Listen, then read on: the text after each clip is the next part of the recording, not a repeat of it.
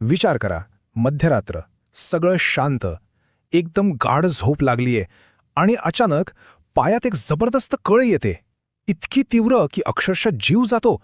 असं वाटतं की पोटरीचा स्नायू कोणीतरी पिळूनच काढतंय. क्षणात झोप उडते, डोळे खाडकन उघडतात. अनेकांना हा अनुभव नक्कीच आला असेल, हो ना? हो ना. आणि ही वेदना, अरे बापरे, शब्दात सांगता येत नाही. ज्याला होतं त्यालाच कळतं. दुसऱ्याला समजावून सांगायला गेलो तर ते जवळजवळ अशक्यच आहे. पण एक चांगली बातमी आहे. या त्रासामागे एक साधं विज्ञान आहे आणि त्यावर उपाय, ते तर त्याहूनही सोपे आहेत. चला, आज आपण हेच सगळं अगदी सोप्या भाषेत समजून घेऊया. बरं, तर रात्रीच्या वेळी होणाऱ्या या वेदनेच्या हल्ल्याला काय म्हणतात? मेडिकल भाषेत याला म्हणतात मसल क्रॅम्प. म्हणजे काय? अगदी सोप्या शब्दात सांगायचं तर आपल्या स्नायूंचं अचानक आणि आपल्या नकळत आपल्या इच्छेविरुद्ध आखडलं जाणं. हे असं का होतंय माहितीये? विचार करा, दिवसभर आपले स्नायू बिचारे राबराब राबतात, थकतात, आणि मग रात्री जेव्हा आपण शांत झोपतो तेव्हा शरीरात जर पाण्याची किंवा क्षारांची, ज्याला आपण इलेक्ट्रोलाइट्स म्हणतो, त्यांची पातळी थोडी जरी खाली गेली ना, की हे थकलेले स्नायू एकदम बंड पुकारतात आणि मग ते असे घट्ट आखडले जातात. पण इथे एक गंमत आहे.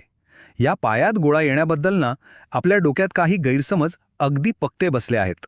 आज आपण तेच गैरसमज दूर करणार आहोत आणि त्यामागचं खरंच सत्य काय आहे ते बघणार आहोत. सगळ्यात पहिला आणि मोठा गैरसमज की हे फक्त आणि फक्त कॅल्शियम कमी झाल्यामुळे होतं. अनेकांना वाटतं की अरेचा गोळा आला, ठीक आहे, भरपूर दूध प्या, झालं काम. पण थांबा, गोष्ट इतकी सोपी नाहीये. हो, कॅल्शियम महत्वाचं आहे, नाकारता येणार नाही. पण या खेळातले खरे स्टार खेळाडू आहेत पाणी आणि इलेक्ट्रोलाइट्स. आणि त्यांच्यासोबत मॅग्नेशियम आणि पोटॅशियमसारखे खेळाडू पण तितकेच महत्वाचे आहेत. आता दुसरा गैरसमज. गोळा आला की आपण काय करतो? पटकन तो पाय चोळायला लागतो, दाबून धरतो, बरोबर? पण खरं सांगू, त्या क्षणी मसाज करण्यापेक्षा एक खूप जास्त प्रभावी उपाय आहे. तो म्हणजे स्ट्रेचिंग. हो, जो स्नायू आखडला आहे त्याला जर तुम्ही हळवारपणे विरुद्ध दिशेला ताण दिलात ना, तर तो काही सेकंदात मोकळा होतो आणि वेदना अक्षरशः कमी होते. चला, तर मग हे गैरसमज आता बाजूला ठेवूया आणि खऱ्याखुऱ्या कारणांकडे वळूया. हे गोळे घेतात तरी का? आपलं शरीर आपल्याला कोणता सिग्नल देण्याचा प्रयत्न करतंय? यामागे प्रामुख्याने 4 मुख्य कारणं आहेत. पहिलं आणि सगळ्यात कॉमन, डिहायड्रेशन, म्हणजे साधं सोपं शरीरात पाणी कमी होणं. दुसरं कारण म्हणजे इलेक्ट्रोलाइट्सचं असंतुलन.